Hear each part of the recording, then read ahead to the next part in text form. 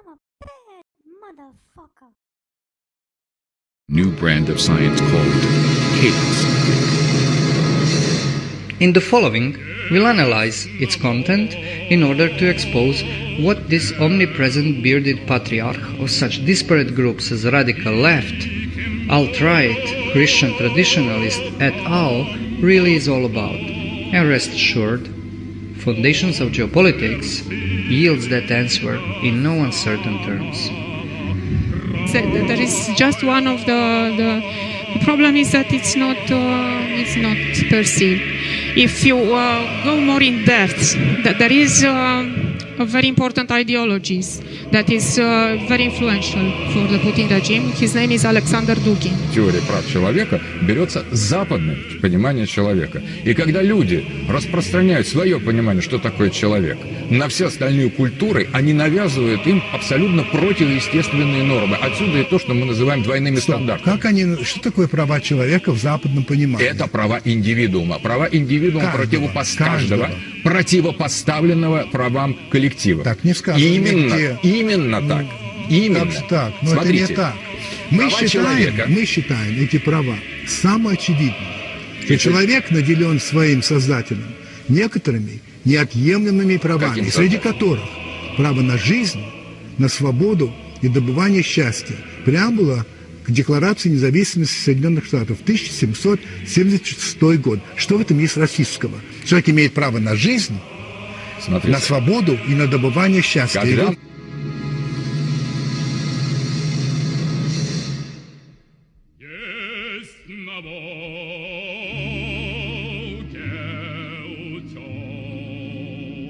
Dugin's development of the notions of geopolitics, both as an absolute explanatory model and the structure of reality, is an exercise in megalomania and nihilism, dwarfing at times even the most ludicrous Western models of globalization. Aleksander Dugin has given an interview for a Polish Catholic magazine Front. It was right before the election of Putin, and then the Polish journalist went back to Dugin to ask him about Putin, and Dugin said in that interview it does not exist in English. I think it's thanks to the fact that the Polish journalist was able to provoke him. Dugin said many things that he usually does not say. You have to understand that we, Russia and Germany, don't have any interest for a free Ukraine, independent Ukraine and independent Poland. Another thing that he said, and is very important, is that we need to destroy the West, both with the left and with the right.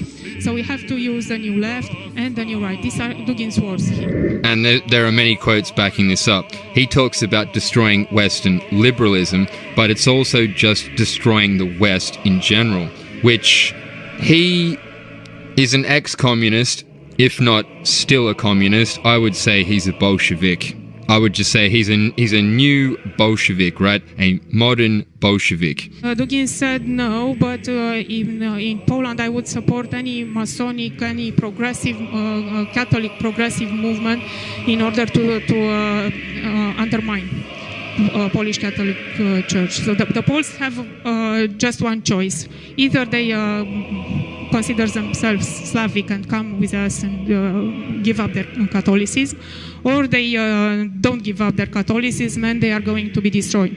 In 2002, the Russian Orthodox Church has issued a document condemning his doctrine.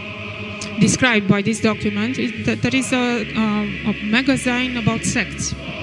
It's meant to warn people against occultist groups and sects that are dangerous. And there was this document dedicated to Dugin in 2002, where Dugin is described as satanic. There are quotes. It's a very serious document, very well done by theologians.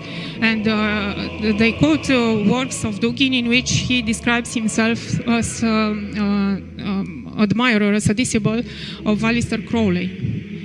In the age-old Hegelian dialectic, ordo ab chaos, the Freemasonic method, order out of chaos.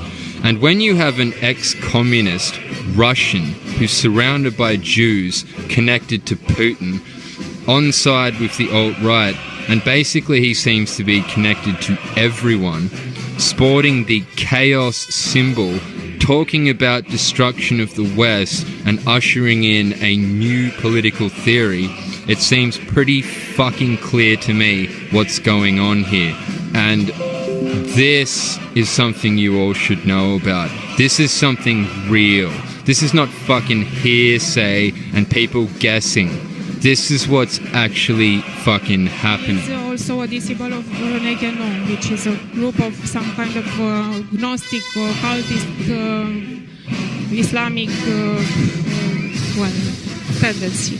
Dugin is very close to Freemasonry, and he is apologetic of even of Nazism. So he wants to join the three things. The third Rome, which is Moscow Orthodox, but in the sense that Dugin understands by Orthodoxy.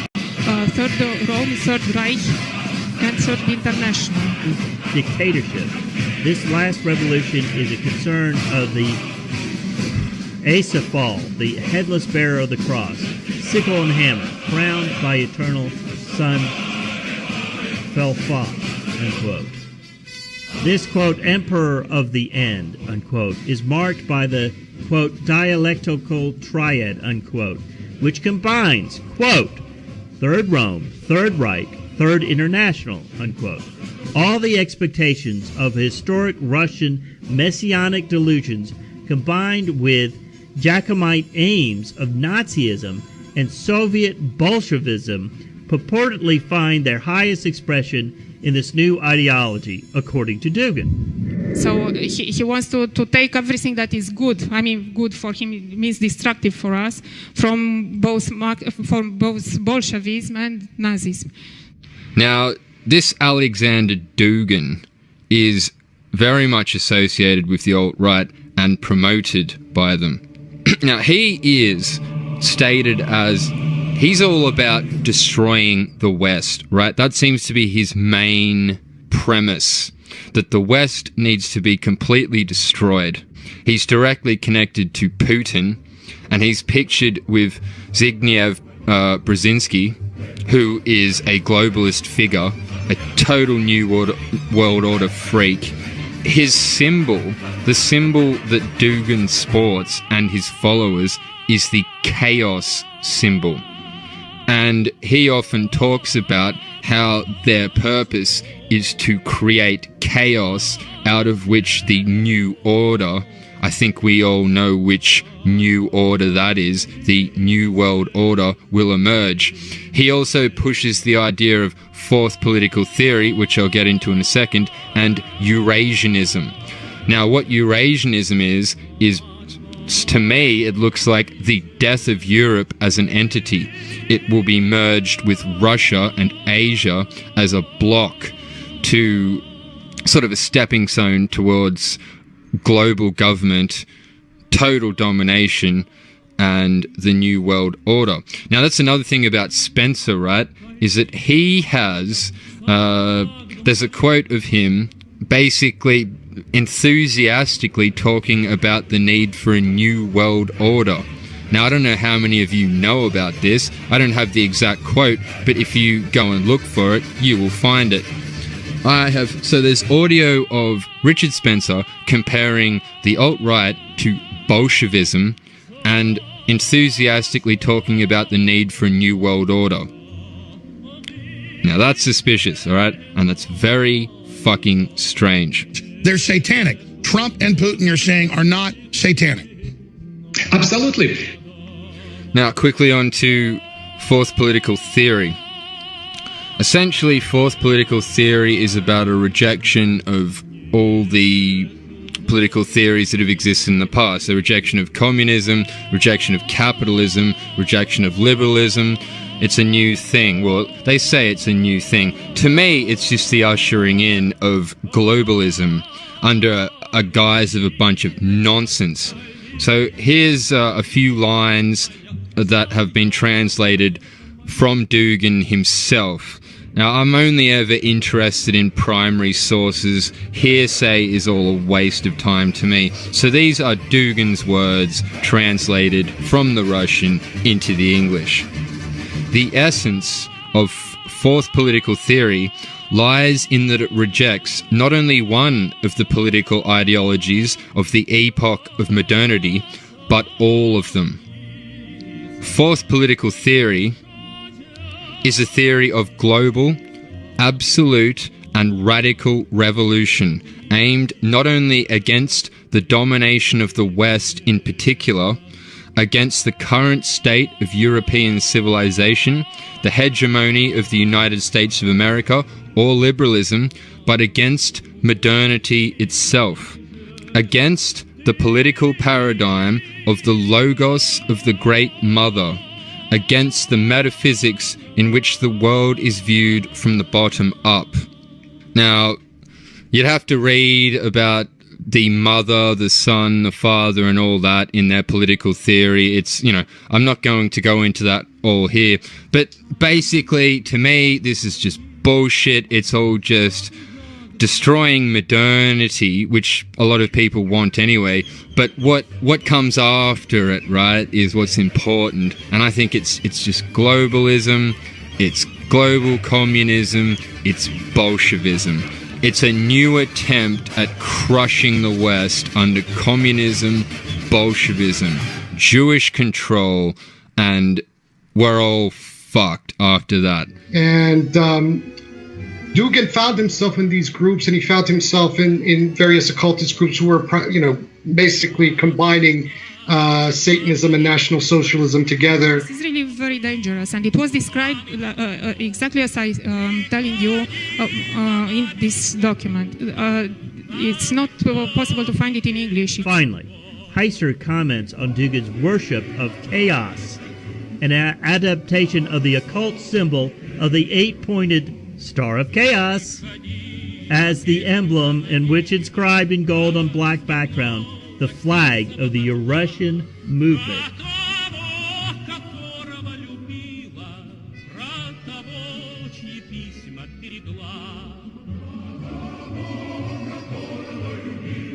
That direction was a new brand of science called chaos theory. As the final representation of political modernity and postmodernity. So the swamp is something interesting. It is not only what we hate. That is something that aggresses us, that struggles against us, but that is as well not only blind power. It is intellectual power. It is black magic mirror. Exactly. It is Satan. So in order to win Satan, we need to deal with him. Would not disagree, because this is what he really meant, hiding behind academic lingo. Quote, for Dugin, logos is replaced by chaos, and the very symbol of chaos magic is the symbol of Eurasia. Quote, logos has expired, and we all will be buried under its ruins unless we make an appeal to chaos and its metaphysical principles and use them as a basis for something new, unquote. Dugin dressed his discussion of logos in the language of Heidegger, but its terminology cannot be read outside of the 2,000-year-old Western biblical tradition, which associates logos with Christ. And Dugin's invocation of chaos against logos leads to a certain inevitable conclusion regarding his doctrine, unquote. In short, Dugin's Eurasianism is a satanic cult. Rule of the international Jewry was recognized as the sign of the end of the time and as the representation of the rule of the Antichrist. The Bohemian swamp of Moscow and St. Petersburg in the 1980s, and quickly found himself within the far right and occultist scene simultaneously. For example, he became a member of the PAMYAT party in the late 80s, which later it was revealed to be a KGB front. The PAMYAT was a revival by ultra-nationalists of the Black Hundreds, which had been a kind of a white neo-fascist or fascist paramilitary during the Russian Civil War. While the most among the precious few relevant Western critics of Dugin focus on his occult and philosophical musings, Foundations of Geopolitics provides us with far more important thing, a political plan of creating the world empire with eschatological underpinnings he devised with the aid and approval of elements of Russian establishment. During the period as the Soviet Union is collapsing, the 1991 period, Dugin made various contacts with the New Right and some of the neo-fascist groups in Western Europe, particularly with the circle of Alain de Benoit in France, who is one of the most eminent New Right figures in Europe and has been since the late 1960s. When the Iron Curtain came down, when the Soviet Union finally imploded at the end of 1991, rather than rejoicing over the fact, like many of the nationalist dissidents of the former USSR, Dugin found himself basically lamenting this collapse of the USSR. And he was in the company of people like Lev Gumilev, who is actually the theoretician of Eurasianism, an eminent academic dissident that was in and out of the Gulag system in the former USSR, who developed this very kooky idea of Eurasianism. Being at the center of this global Eurasian empire is the geopolitical destiny, a manifest one in Dugin's eyes, of Russia and the messianic duty of Russian people. Anything less would be a treachery to the role bestowed upon quote-unquote Christ-bearing Russian saviors of the world by their geographical position at the center of the Eurasian landmass. And once the USSR went down, basically these very nationalist forces, who had in many ways been instrumental for the collapse of the Soviet Union, suddenly found themselves in the position that they wanted to revive it again. And that's when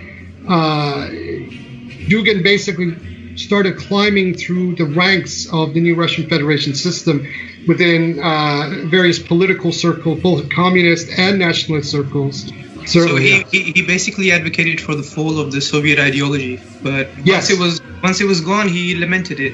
Готовы к тому, чтобы наши евразийцы называли, или территория туранской цивилизации, отличная и от европейской, и от азиатской, совершенно уникальная туранская цивилизация, тяготеющая на разных исторических этапах к интеграции. Это большая Россия. Можно ли говорить об исключительности в этом смысле? Ведь вы часто об этом говорите, так или иначе. Вот идентичность России состоит в том, что она не относится к западноевропейской цивилизации, не входит в ее круг.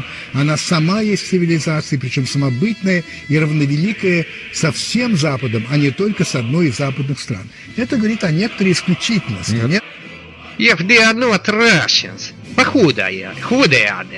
Нет, это говорит только о том, что каждая цивилизация исключительна. Она говорит о том, что западная претензия Запада на то, что западный мир представляет собой всю цивилизацию и универсальные ценности, это претензия... у китайцев такие же претензии, если хотите. У китайцев тоже особая цивилизация. Это тоже особая цивилизация. Конечно, но ее претензии на мировое господство и утверждение китайских ценностей в качестве универсальных далеко не так навязчиво, не так масштабно, не так устойчиво, как претензии, соответствующей западной цивилизации. Россия в данном случае отнюдь не претендует на то, что она исключительная цивилизация среди других. Она говорит, что это просто цивилизация, самобытная, имеющая собственную систему ценностей, собственную философию. И сравнивать ее надо не с Францией или с Германией, которые тоже между собой отличаются, а сравнивать надо со всей... He says the following: Russian man is absolute to such an extent that we cannot comprehend the meaning of existence of other peoples. Количество расистов, количество антисемитов велико, и, к сожалению, они нормальные, но они просто антисемиты или расисты, которые о черных говорят соответствующим образом, или же они все в определенной степени больны. Я думаю, что расизм – это просто форма патологического развития личности. Я категорически противник расизма во всех формах, но расизм бывает, кроме биологического, еще многомерный. Либерализм If they are not Russians, but who they are then? We are approaching to the second wave of replacement. There is the first replacement by refugees and immigrants of the traditional population of the Western country, not only Western, because this wave of the immigration as well threatens the other societies, not only Western one. But the second wave of replacement will be replacement of the immigrants by the robots. So millennials maybe are the last generations when their free judgments and free decision is and will still possible. He called this result the butterfly effect. Is collective identity. So, and we should make gender optional in order to reinforce, empower individual identity, to destroy collective identity. So, immigration and LGBT gender politics are two sides of the same liberal principles. And next step that is already defined, that is a human identity. A butterfly flaps its wings, and 2 years later, a thunderstorm appears over Kansas. No flap, no storm. The butterfly effect is everywhere around us. Consider a pile of garbage. Try to imagine all the events that must have occurred to result in just this pile of material. Довольно часто говорите о врагах России. Вы говорите, что атлантизм, глобализм, олигархический либерализм. И дальше вы говорите, должны быть уничтожен вот этот враг безжалостно, иначе он уничтожит нас. Опять призыв к насилию, на мой взгляд. И да, я закончу это. Согласно вашему определению, атлантизм – это США, это НАТО, это Евросоюз, это либерализм, это мировая финансовая олигархия. И вот, следовательно, выходит, что их всех, если следовать вашей логике, нужно уничтожить безжалостно. Как вы себе это представляете? Вот смотрите, обратите внимание, что все объекты уничтожения, которые вы процитировали, совершенно справедливо, это мои слова, они являются собирательными концептуальными понятиями. Я ни в одном месте не говорю, что надо уничтожать либералов. Я не говорю, что надо уничтожать американцев. У вас даже есть статья, которая называется «Либералов к стене». Нет, вот этого нет. Есть вот она? Такой нет. Я вам ее приведу. Вот этого нет. Ну, знаете, вот дело в том, что, обратите внимание, я очень точно слежу за своими выражениями. Бороться, уничтожать либерализм, атлантизм, гегемонию, олигархию. США как носитель этой гегемонии. Это тоже очень важно. Не против государства направлена эта ярость. Но это как уничтожается? Вот это как уничтожается идейная борьба, как уничтожается концепт, как уничтожается явление. Это очень дискуссии. Где-то в дискуссии, где-то в стратегии, где-то в воспитании, где-то в образовании, где-то в дипломатических методах, где-то наращивание той военной мощи, без которой защитить свою точку зрения в современном мире невозможно. Это комплекс. Но вы понимаете, когда вы говорите, надо уничтожить, для большинства людей это слово имеет определенное значение. Уничтожить – это значит физически покончить с этим. Когда мы говорим уничтожить, когда мы говорим о людях, вот смотрите, есть разница. Если я скажу, надо уничтожить атлантистов, надо уничтожить либералов. Американцев. Да. Если бы я сказал, надо ни разу, никогда. Нет. И вот в том-то и дело. Я говорю о собирательных понятиях. Это идеологическая борьба. Американцы могут быть сегодня носителями этой атлантической гегемонии. В другом случае, если они пойдут по пути изоляционизма или как правые политики, например, Рон Пол или Дюгин предлагают, они просто превратятся в мгновение ока либо в наших союзников, либо как минимум в безразличную нам силу. Поэтому не к Америке, кто те же самые либералы на самом деле, пока они навязывают свою идеологию, они чрезвычайно... Suppose, for example, that Ray Kroc had never been born and consequently gone on to found McDonald's. In the 1970s, Benoit Mandelbrot added fractals to chaos theory. Fractals are the byproducts, the patterns left behind by dynamically changing systems.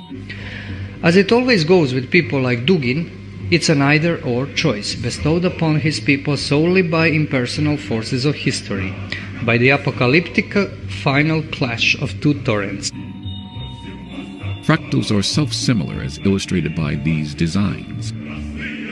Their inherent property, as with clouds or coastlines, is that no matter how close or far away one gets, the basic pattern is always the same.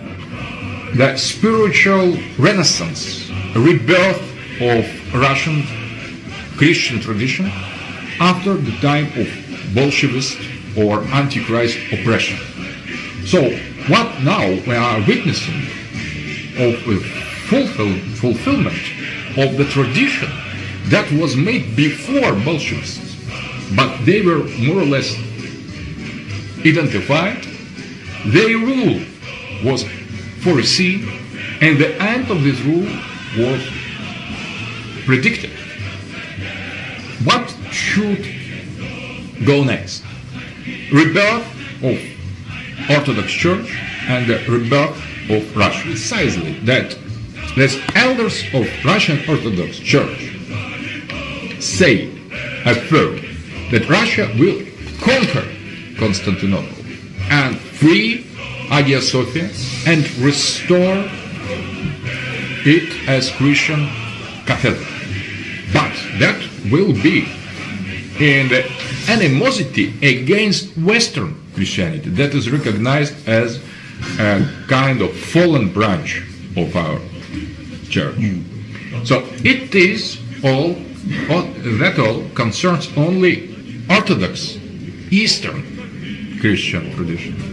And the last thing, that was the great war against Israel and the reconquest of Constantinople and the war against Pax Judaica. And in all these predictions, the rule of the international Jewry was recognized as the sign of the end of the time and as the representation of the rule of the Antichrist. Chaotic systems are deterministic, but inherently unpredictable. So there is perfect convergence with what you have said, and that is also quite opposite to what Salafi Muslims affirm, because they are for alliance with the West and against so-called Russian oppression against Muslim minority. So we have two global visions, not one Christians, the other Muslim, but two global visions, one Muslim Christian that you defend and we defend, and the other Muslim Christian vision that is defended by Westerners, the Zionists, and the Jews.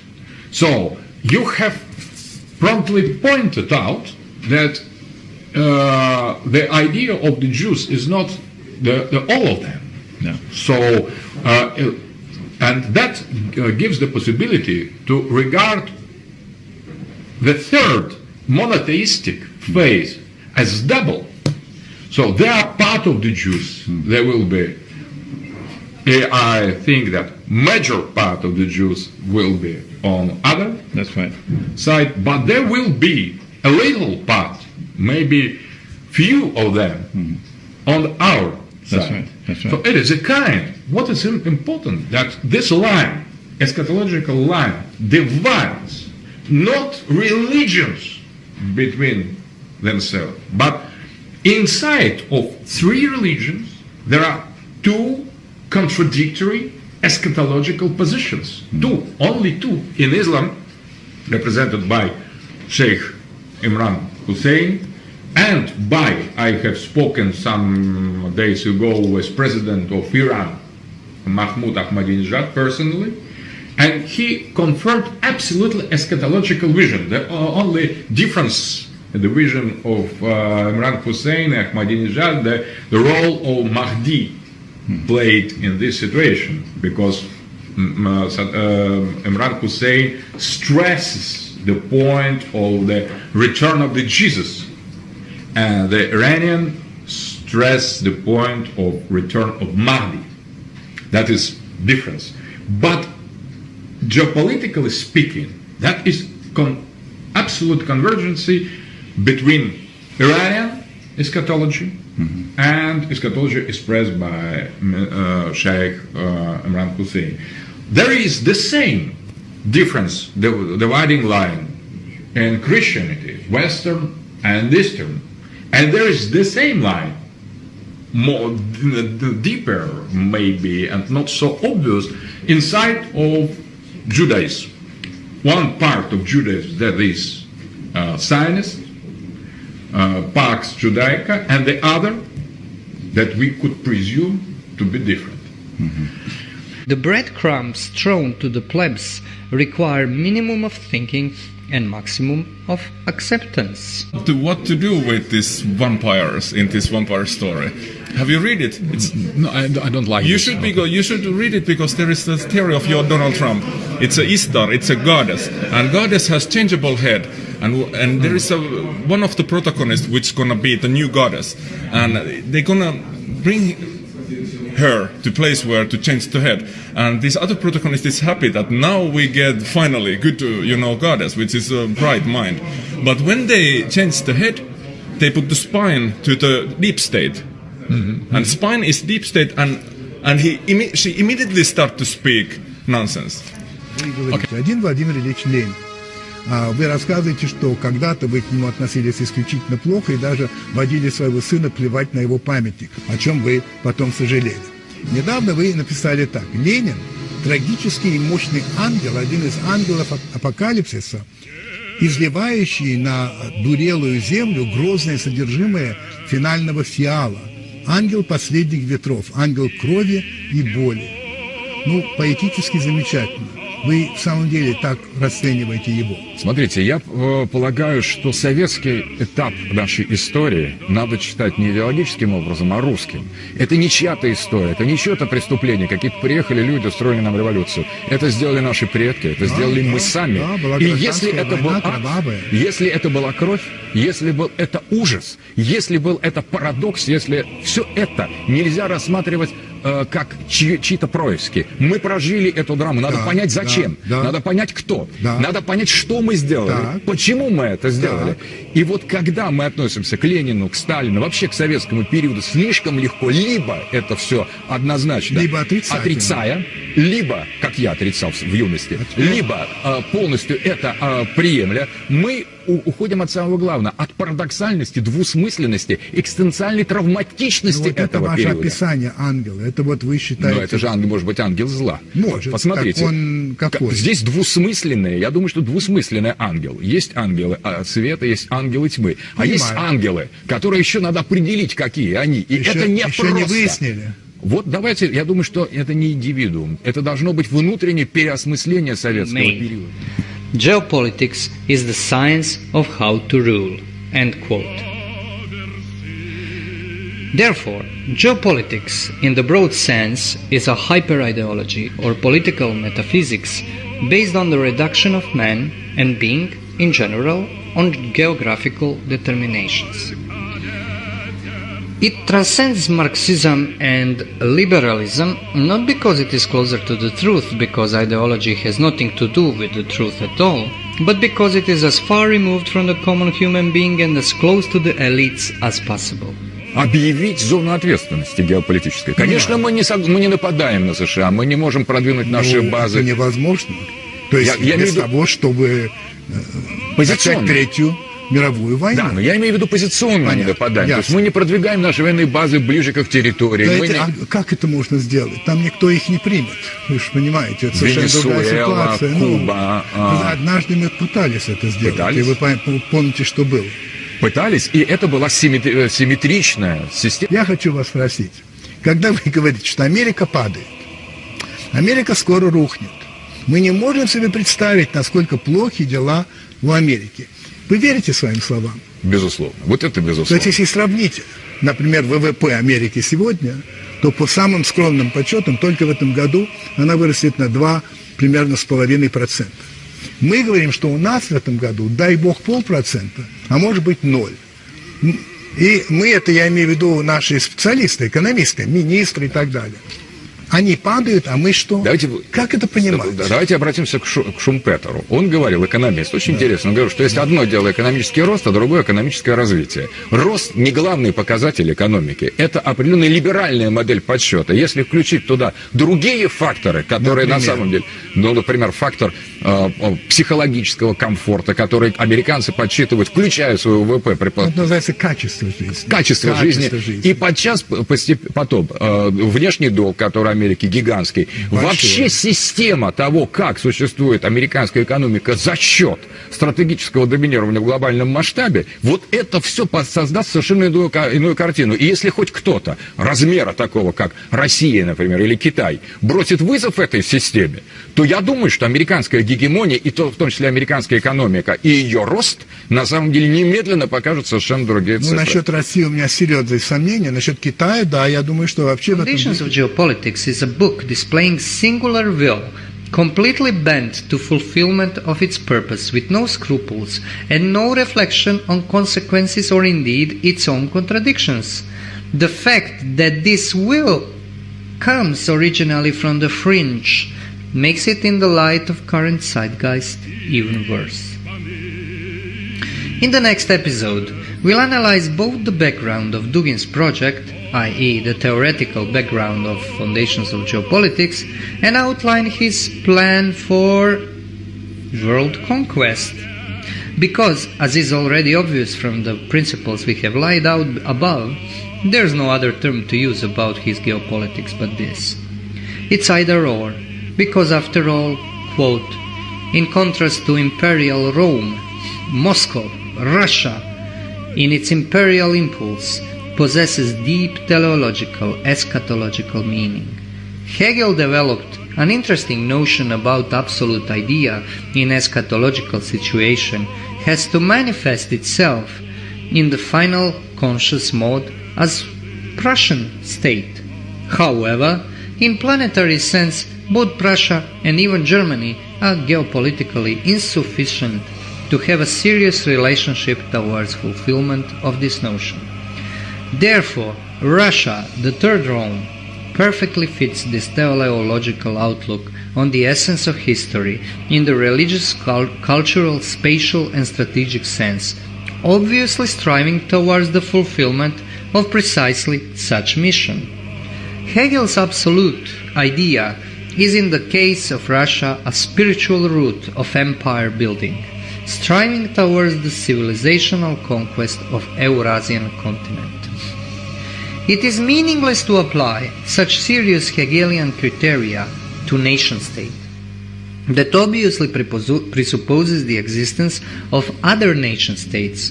It is fairly absurd to endow such relative structure with absolute value. It is not an accident that ancient empires were dubbed holy.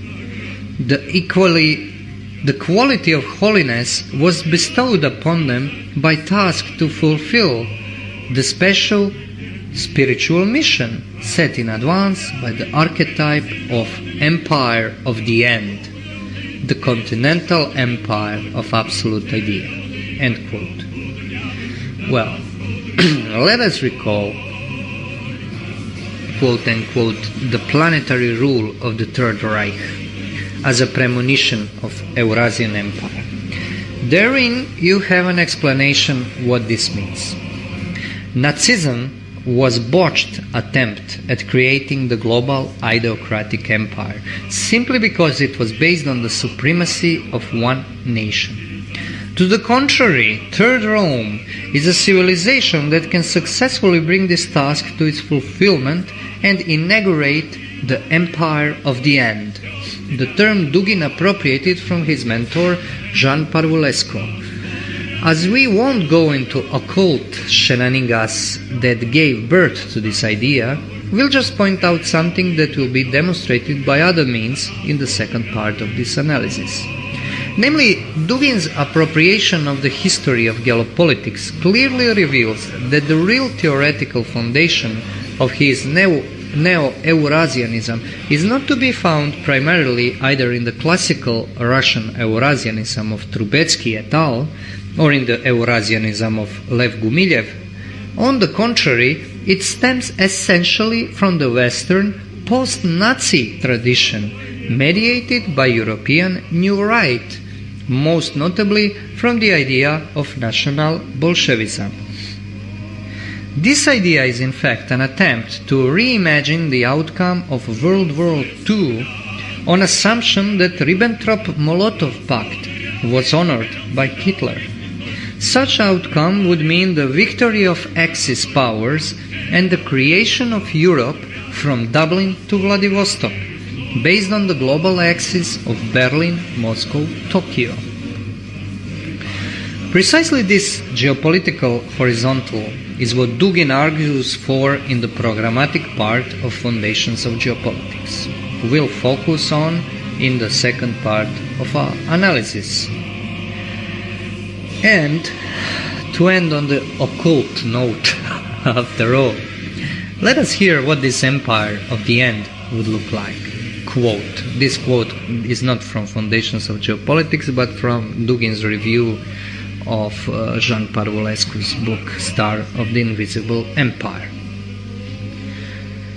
During one of our conversations, when I was explaining the meaning of the term ours, that is nashi in Russian political terminology, Parvulescu lit up and showed me the place in one of his early novels from mid-70s where he providentially uses the same term in an amazingly similar fashion. Ours, for him, were members of the conspiracy of being, secret network of agents of influence who are united by a common occult goal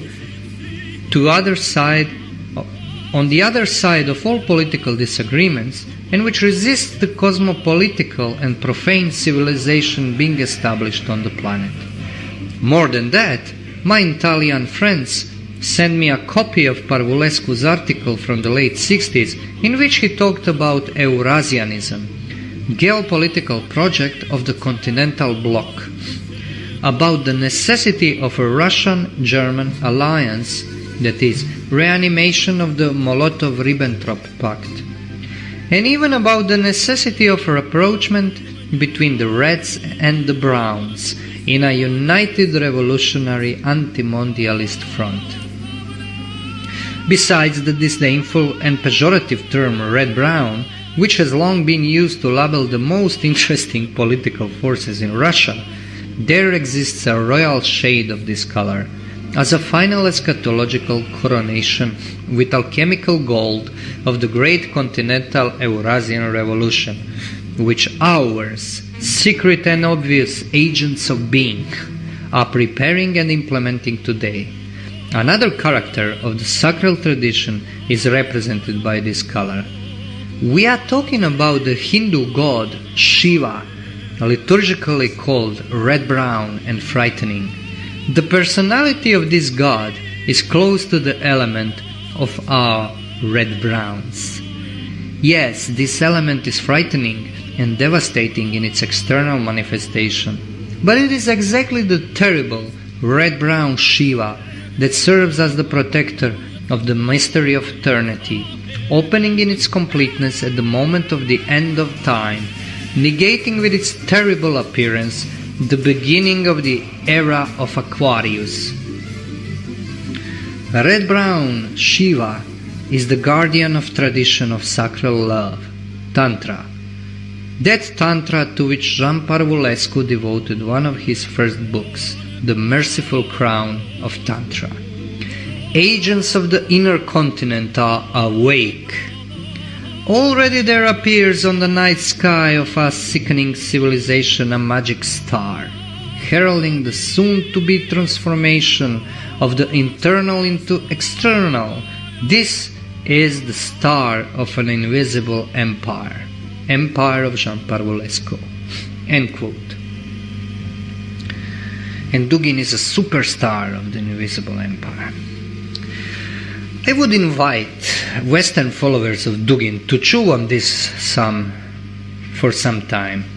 Мы быть готовы к тому, о чем говорил как раз Дмитрий Киселев, уничтожить Америку. Она готова уничтожить нас, и эта взаимная готовность снимает, на мой взгляд, риск и опасность. Это то, что в Америке называют Mutual Assured Destruction, MAD, когда обеспеченное уничтожение друг друга, и это, собственно, сдерживало обе стороны. Мир, абсолютно, и нас, да, и их. До какого-то момента, пока не началось в 90-е годы существенный перекос в их пользу. В смысле ядерный? Ну и в вооружениях, в гонке вооружений. Они достигли очень серьезного преимущества по отношению к нам. И в 90-е годы эта асимметрия создала впечатление, что Россия через 1-2 десятилетия настолько отстанет от Запада, да, что не сможет гарантировать взаимное уничтожение. Ну, да, что тогда Запад может не удержать. What makes it hyper is precisely that it can be implemented solely by autonomous and, in Dugin's optics, autocratic will of those who rule, without the need to somehow include the ordinaries in the political process. In this sense, geopolitics is neither the science of pipelines nor the method of political orientation in space. It is the political metaphysics of the global empire. As Dugin points out in overwhelming abundance further down the line, the only geopolitics is the imperial, and this unequivocally means global geopolitics. There's no national or federal geopolitics, because the very nature of it is that it is not a science or technique, but a worldview of those who hold or strive for absolute power, bestowed upon them primarily by geographical factors. Moreover, this power is global in its scope because it takes into account only quote-unquote destiny-making decisions. That is, decisions which affect not only some portion of space, but all the space on the planet. Before we develop implications of this notion and lay out the main, inherently dual principle of geopolitical reality, let us note one apparent contradiction. Dugin proposed that geopolitics provides a useful explanatory model for understanding the media presented reality by reducing it to simplistic propositions. Now, this obviously means that at least in some sense geopolitics has to be accessible to the masses. How does this fly with his statement that its practice and insights are reserved for the elites? Indeed, the foundations of geopolitics made Dugin a literary celebrity in the late 90s Russia. Quote from Charles Clover's Black Wind, White Snow. All other quotes are from Foundations of Geopolitics, Dugin's book. The influence of Foundations was profound if measured by book sales, but even more profound if measured by the true yardstick of the scribbler, plagiarism. Dugin's idea became a virus, as he himself put it. They were reprinted in dozens of similar manuals and textbooks, all of which devoted themselves to the theories of Mackinder, Haushofer, and others. Bookstores began to have a geopolitics section. Geopolitics was, quote-unquote, like an open source computer software, as Dugin put it. He wrote the program and everyone copied it, end quote. Well, bearing in mind that the virus metaphor comes from author's interview with Dugin himself, one has to wonder, how come the book intended for the elites was so widely read by the plebs that it was sold out in 4 editions and that it produced a virus-like torrent of copycats?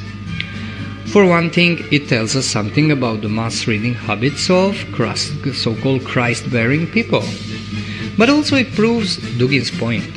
The reductionist explanations served to media consumers are in fact quite congruent with unconditionally elitist nature of geopolitics. While Marxist or liberal governments treat their subjects with cartoonish economical explanations, The empire, based on geopolitics as its civic religion, treats them with explanations for imbeciles, because that's how it is bound to act from the inaccessible height of power.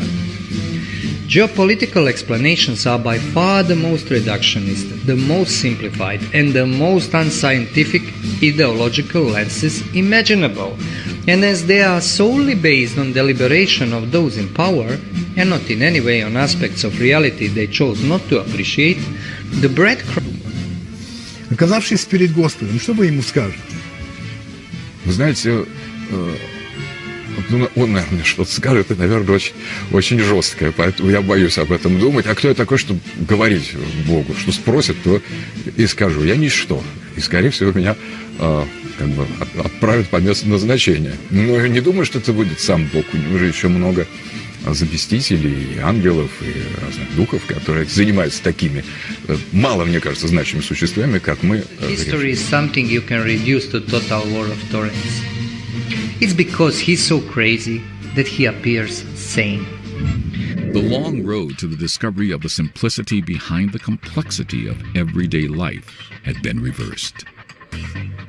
Using a computer, one could start with a simple system, such as colored squares on the board that change by simple and known rules.